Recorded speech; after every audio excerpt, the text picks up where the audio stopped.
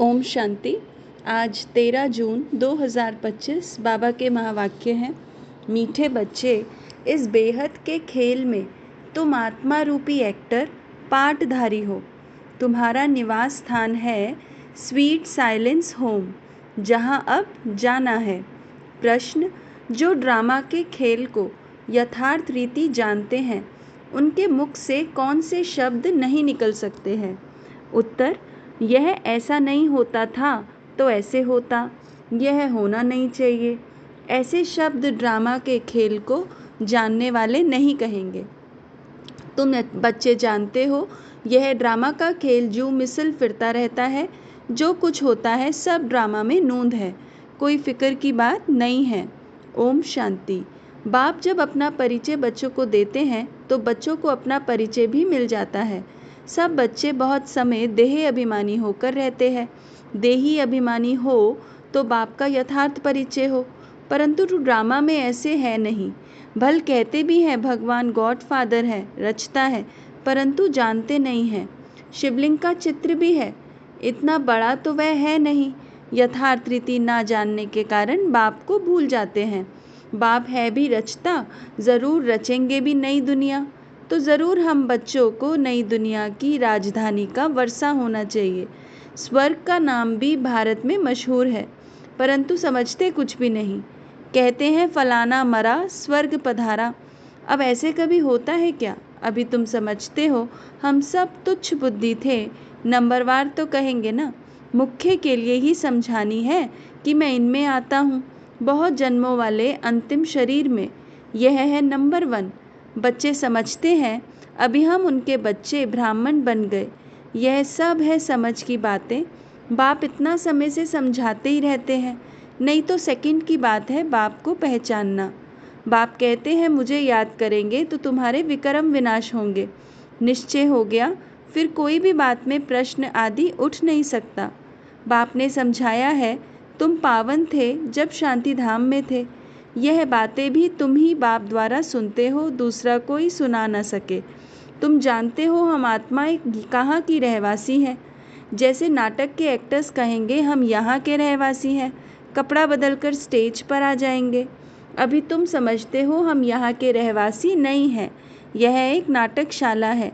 यह अभी बुद्धि में आया है कि हम मूल वतन के निवासी हैं, जिसको स्वीट साइलेंस होम कहा जाता है। इसके लिए ही सब चाहते हैं, क्योंकि आत्मा दुखी है ना, तो कहते हैं हम कैसे वापस घर जाएं। घर का पता ना होने के कारण भटकते हैं। अभी तुम भटकने से छूटे। बच्चों को मालूम पड़ गया है अभी तुमको सचमुच घर जाना है। अहम आत्मा कितनी छोटी बिंदी है, यह भी वंडर है जिसको कुदरत कहा जाता है। इतनी छोटी बिंदी में इतना पाठ भरा हुआ है। परमपिता परमात्मा कैसे पाठ बजाते हैं यह भी तुम जान गए हो। सबसे मुख्य पाठधारी वह है, करण करावन हार है ना। तुम मीठे मीठे बच्चों को यह अभी समझ में आया है कि हम आत्माएं शांति धाम से आती हैं। आत्माएं कोई नई थोड़ी निकलती हैं जो शरीर में प्रवेश करती हैं। नहीं, आत्माएं सभी स्वीट होम में रहती हैं, वहाँ से आती हैं पाठ बजाने। सभी को पाठ बजाना है, यह खेल है। यह सूर्य चांद स्टार्स आदि क्या है? यह सब बत्तियां हैं जिसमें रात और दिन का खेल चलता है। कई कहते हैं सूर्य देवताए नमः, चंद्रमा देवताए नमः, परंतु वास्तव में यह कोई देवताएं है नहीं। इस खेल का किसको मालूम नहीं है। सूर्य चांद को भी देवता कह देते हैं, वास्तव में यह इस सारे विश्व नाटक के लिए बत्तियां हैं। हम रहवासी हैं स्वीट साइलेंस होम के, यहाँ हम पाठ बजा रहे हैं। यह जू मिसल चक्र फिरता रहता है। जो कुछ होता है ड्रामा में नूंद है। ऐसे नहीं कहना चाहिए कि ऐसे नहीं होता था तो ऐसे होता, यह तो ड्रामा है ना। मिसला जैसे तुम्हारी माँ थी, ख्याल में तो नहीं था ना कि चली जाएगी। अच्छा, शरीर छोड़ दिया, ड्रामा। अब अपना नया पाठ बजा रही है, फिक्र की कोई बात नहीं। यहाँ तुम सब बच्चों की बुद्धि में है हम एक्टर्स हैं। यह हार और जीत का खेल है। यह हार जीत का खेल माया पर आधारित है। माया से हारे हार है और माया से जीते जीत। यह गाते तो सब हैं, परंतु बुद्धि में ज्ञान ज़रा भी नहीं है। तुम जानते हो माया क्या चीज़ है? यह तो रावण है, जिसको ही माया कहा जाता है। धन को संपत्ति कहा जाता, धन को माया नहीं कहेंगे।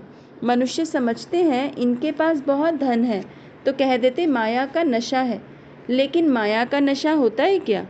माया को तो हम जीतने की कोशिश करते हैं। तो इसमें कोई भी बात में संशय नहीं उठना चाहिए। कच्ची अवस्था होने के कारण ही संशय उठता है। अभी भगवानुवाच है किसके प्रति?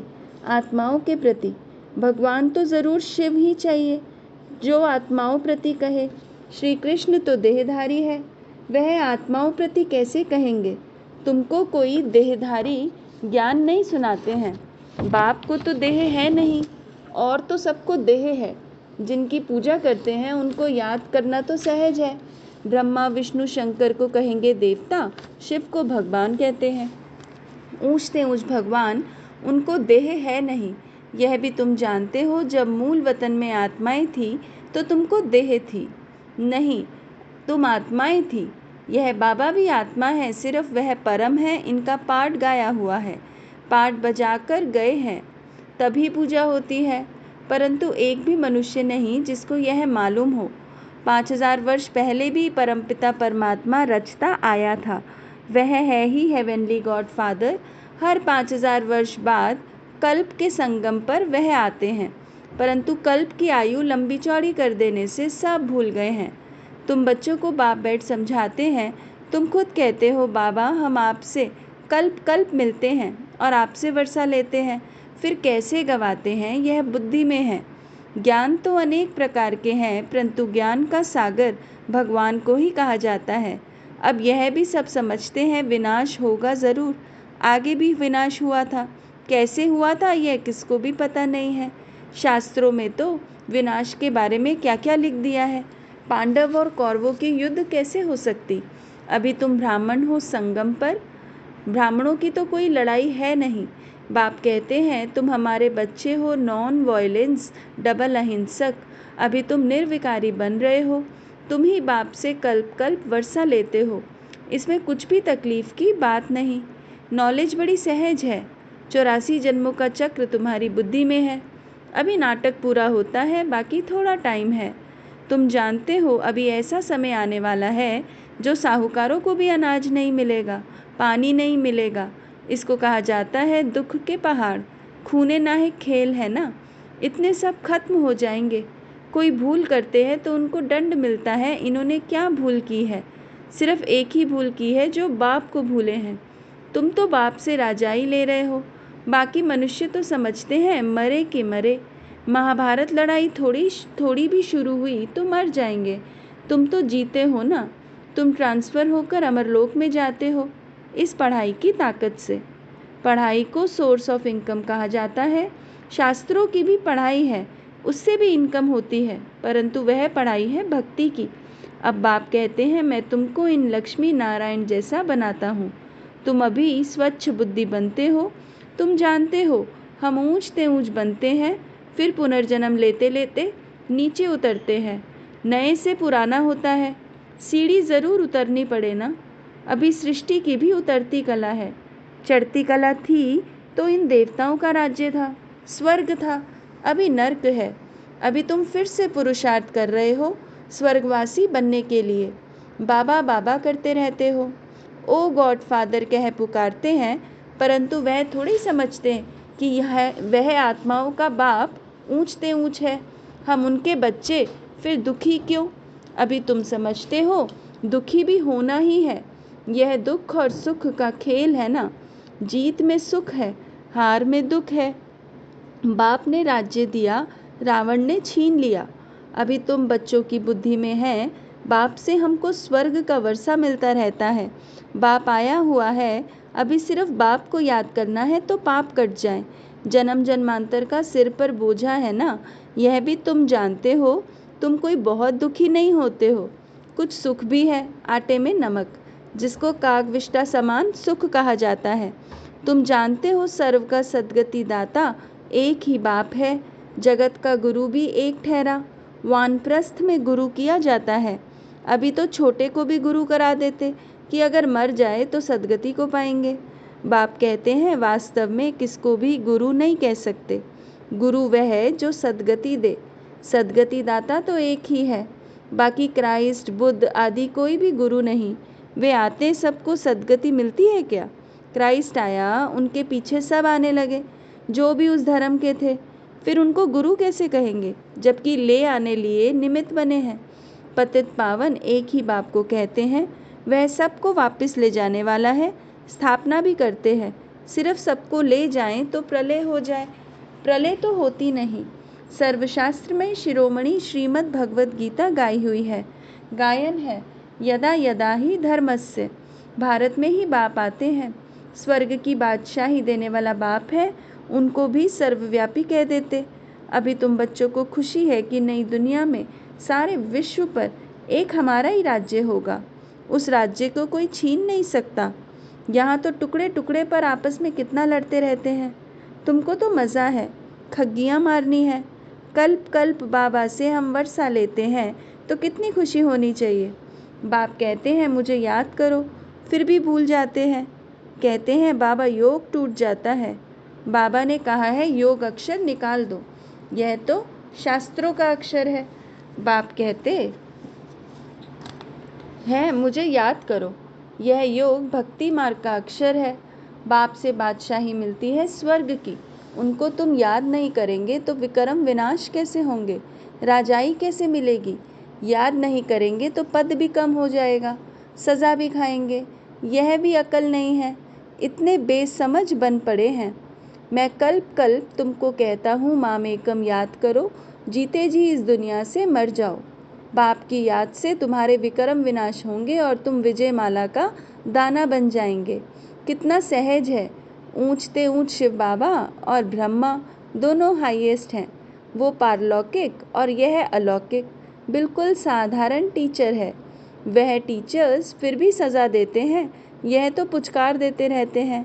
कहते हैं मीठे बच्चे बाप को याद करो, सतो प्रधान बनना है। पतित पावन एक ही बाप है, गुरु भी वही ठहरा और कोई गुरु हो न सके। कहते हैं बुद्ध पार निर्वाण गया, यह सब गपोड़ा है, एक भी वापस जा न सके। सबका ड्रामा में पार्ट है। कितनी विशाल बुद्धि और खुशी रहनी चाहिए। ऊपर से लेकर सारा ज्ञान बुद्धि में है। ब्राह्मण ही ज्ञान उठाते हैं, ना शूद्रों ना देवताओं में यह ज्ञान है। सब समझने वाला समझे, जो ना समझे उनका मौत है। पद भी कम हो जाएगा। स्कूल में भी नहीं पढ़ते हैं तो पद कम हो जाता है। अल्फ बाबा बे बादशाही। हम फिर से अपनी राजधानी में जा रहे हैं। यह पुरानी दुनिया ख़त्म हो जाएगी। अच्छा, मीठे मीठे सिकिलदे बच्चों प्रति माता पिता बाप दादा का याद प्यार और गुड मॉर्निंग। रूहानी बाप की रूहानी बच्चों को नमस्ते। हम रूहानी बच्चों की रूहानी माता पिता बाप दादा को याद प्यार गुड मॉर्निंग और नमस्ते। ओम शांति। धारणा पहला, बाप हमें नए विश्व की राजाई देते हैं जिसे कोई भी छीन नहीं सकता। इस खुशी में खग्गियाँ मारनी है। दूसरा, विजय माला का दाना बनने के लिए जीते जी इस पुरानी दुनिया से मरना है। बाप की याद से विक्रम विनाश करने हैं। वरदान, अपनी पावरफुल स्टेज द्वारा सर्व की शुभकामनाओं को पूर्ण करने वाले महादानी भव।